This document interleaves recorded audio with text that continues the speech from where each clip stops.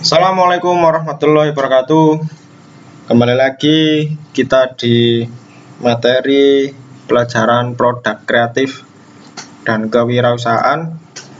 Sebelum kita menginjak di materi ini, perlu saya ingatkan lagi, jangan lupa selalu mencuci tangan dengan sabun serta menjaga kesehatan dan tetap menggunakan masker bila kalian berada di luar rumah.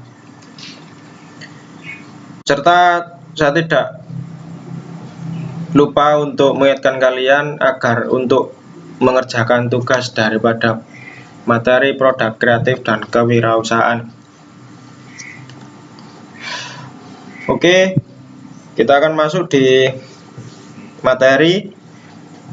Apa yang nanti kita akan bahas? Di sini tujuan dari pembelajaran ini yaitu adalah yang pertama menganalisis konsep desain serta prototipe pada kemasan produk barang dan jasa. Yang kedua yaitu adalah membuat desain atau prototipe pada kemasan produk dan jasa. Pengertian daripada prototipe yaitu adalah bentuk dasar dari sebuah produk yang merupakan tahapan sangat penting dalam rencana pembuatan produk, karena menyangkut daripada keunggulan produk itu sendiri guna untuk menentukan kemajuan sebuah perusahaan di masa yang akan mendatang, sehingga menciptakan suatu sistem inovasi yang dibangun bersama antara industri dan pelanggan sebagai upaya pemenuhan kepuasan pelanggan atau customer.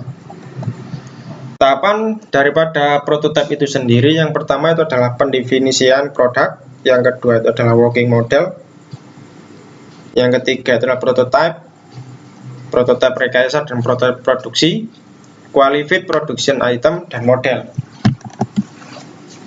Pengertian daripada kemasan produk yaitu adalah desain kreatif yang mengaitkan bentuk, struktur, material, warna, citra, atau tipografi. Kemudian fungsi daripada kemasan produk, yang pertama adalah ada yang bernama fungsi protektif, di mana fungsi ini perbedaan iklim, prasarana transportasi, dan saluran distribusi berimbas pada pengemasan. Karena pengemasan itu sangat penting sekali, produk yang harus dikeluarkan atau harus dikirim sehingga untuk mencapai ke tangan konsumen tidak rusak atau cacat. Yang kedua itu adalah fungsi promosional. Fungsi promosional ini dibatasi dengan pelindungan produk, di mana fungsi promosional ini juga digunakan sebagai sarana promosi, sarana pemasaran untuk meningkatkan sebuah produktivitas oleh perusahaan itu sendiri.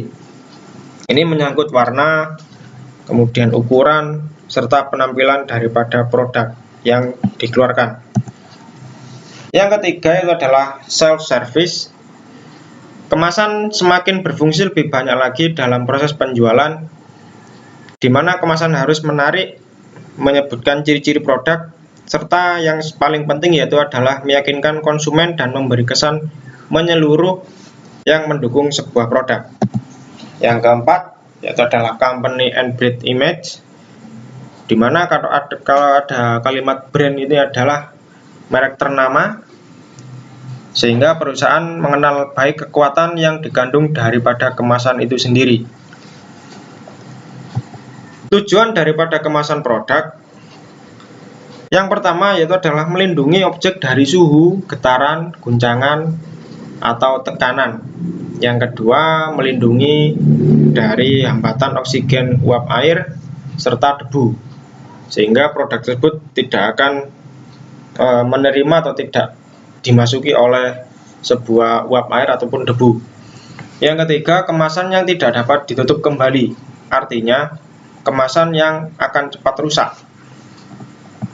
Jenis-jenis daripada kemasan itu sendiri, yang pertama itu adalah kemasan primer, yang kedua adalah kemasan sekunder, di mana perbedaan kemasan primer ini Contohnya yaitu adalah kaleng susu, botol, botol minuman, ataupun mungkin makanan siap saji.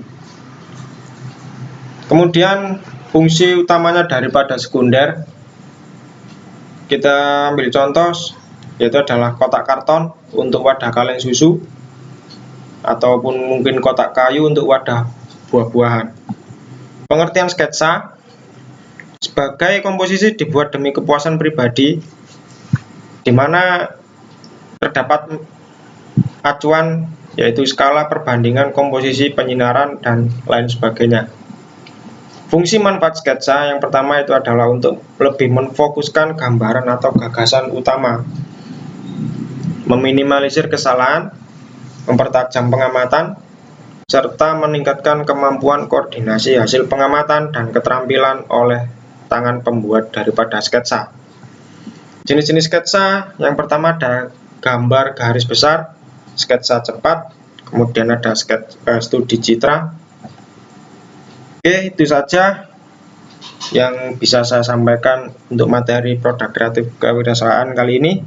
Serta jangan lupa untuk selalu mengerjakan tugas yang saya berikan, karena tugas itu akan berpengaruh kepada nilai untuk penilaian akhir semester.